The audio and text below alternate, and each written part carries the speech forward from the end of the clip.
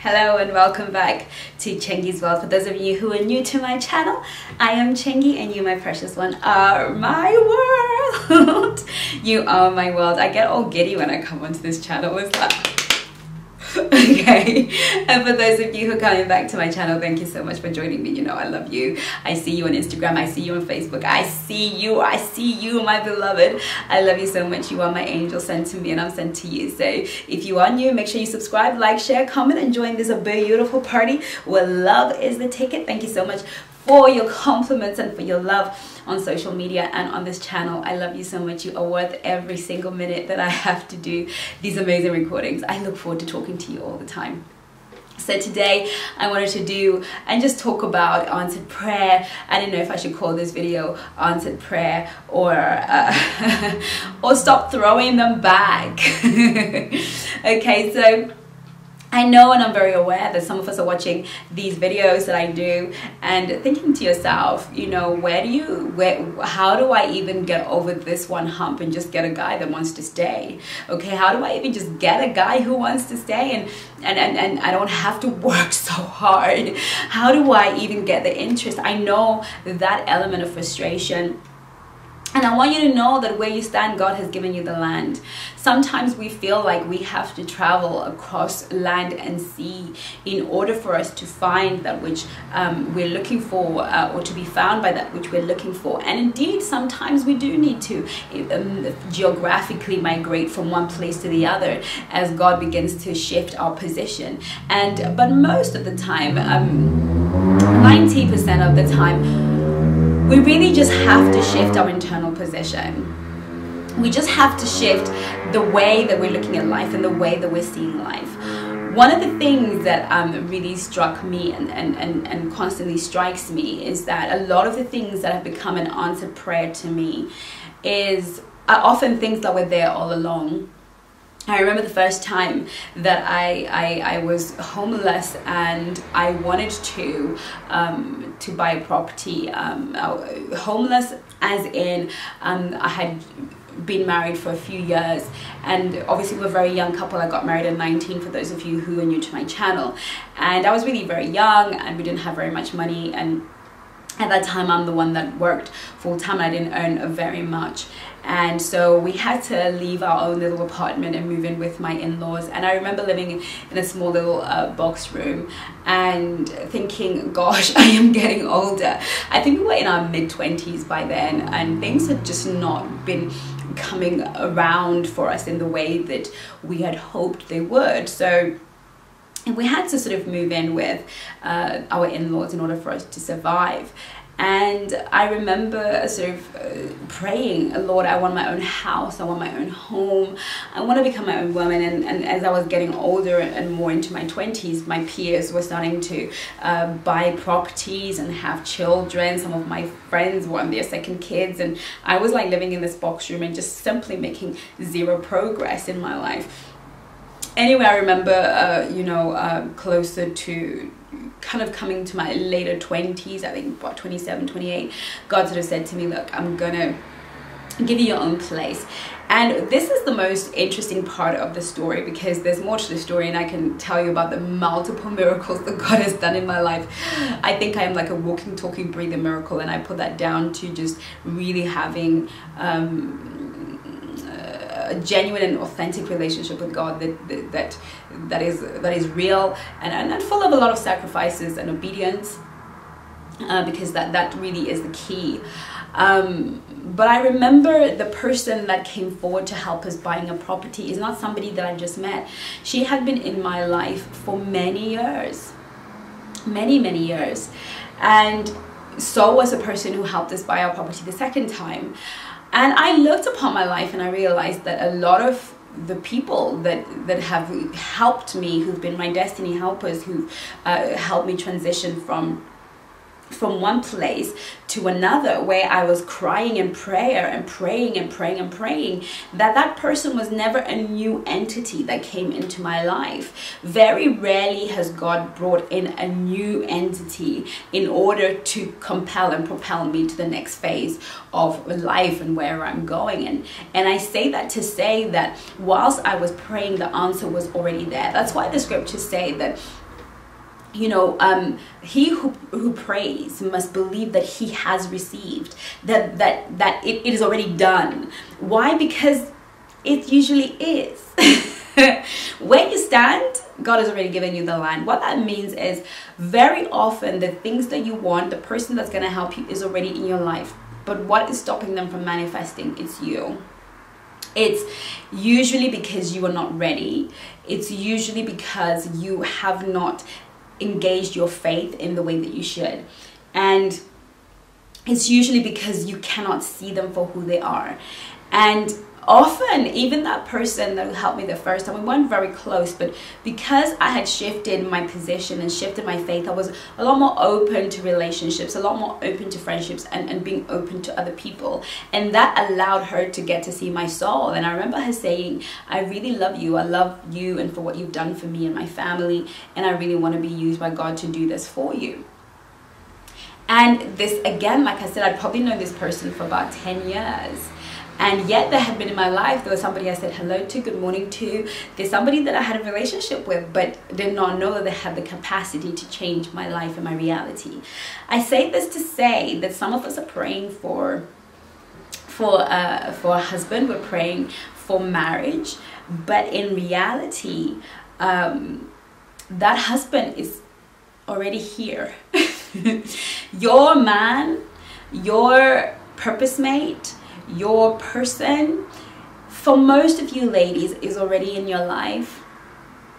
It's just that you can't see them because there are a few things. You need to deepen your relationship with God enough to say, maybe you're praying the wrong prayers. The Bible says our prayers are not answered because we pray amiss. That means sometimes we can be asking for the wrong thing, and perhaps we need to be praying, Lord, open my eyes to see that which is before me. Lord, do not allow that which is before me to be blinded from my sight. I remember listening to one of the preachers that I follow, Emmanuel Makandiwa. He was preaching. He's a Zimbabwean prophet, preacher, and I love his teachings. And he was sharing something about the fact that the enemy sometimes cannot take away the thing that God has given you, but he can blind you from it. He can make it so that it's right there in front of you, but you can't see it. You keep circling it, you keep circling it, you keep circling it. And most of us, we are already in that position. We're already positioned before our husband. We're already there. This man is already there, but we cannot see him and he cannot see us. And so when we're talking about prayer, which is such a strong element, and I don't ever want to undermine the element of prayer in finding the right person. Now, for those of you who are not Christian, who don't go to church but watch my channel, or who are not Christian or other religions, prayer is the highest form, the highest frequency that can ever go out of a human being. There are a lot of frequencies and there are a lot of energy that we put out in conversation. Our thoughts are energy, our feelings are energy, our whole being is an energy. Certain activities that we do physically, the energy activities, when you go running, when you exercise, you actually end up with a lot of energy. Energy is a huge commodity, and the biggest and the most powerful and profound form of energy is prayer. When you pray, you really collect energy. You really collect a punch. And prayer is a spiritual entity that speaks into the invisible realm and brings the things that are in the visible realm into the visible realm. And truly, without prayer, I don't believe that I would be here alive or even in the place that I am at, where I'm able to communicate effectively, hopefully, to as many of you as possible. Prayer is a rock that I stand on. It is foundational to me. Anybody who knows me, truly knows me, knows that I am a very, very prayerful person. It is my prayer that I become even more prayerful.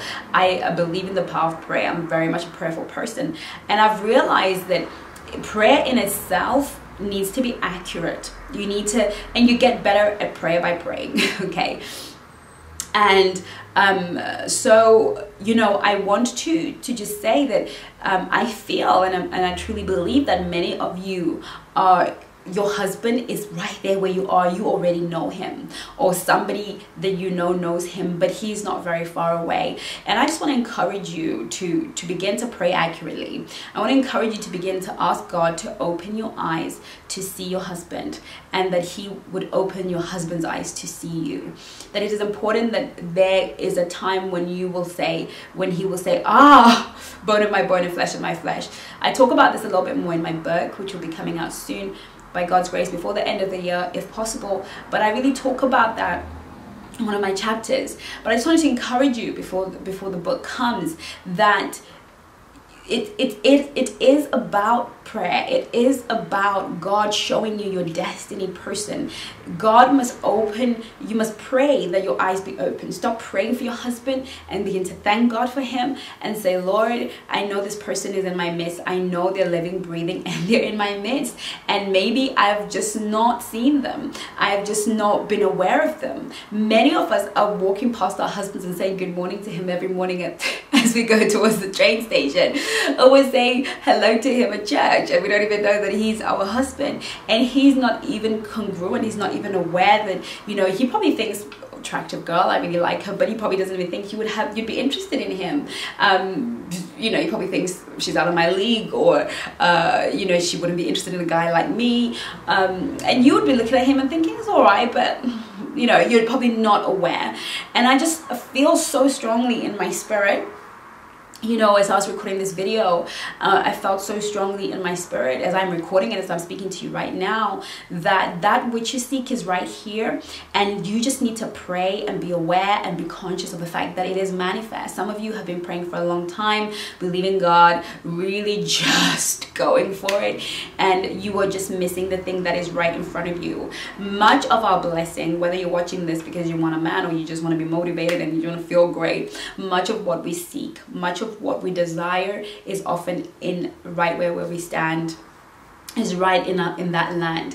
And it's often just a shift of perspective, an opening of your heart in a different way, and you will find that this person has been here all along, that you have been catching the bus with him all along, you've been going to the same church all along, and been, you know, you've been in the same space all along. And you know, you will hear many of these testimonies that usually the person that you're going to marry is often in your space. The prayer therefore needs to be that God would open your eyes and open his eyes, that there would be no delay, that there would be no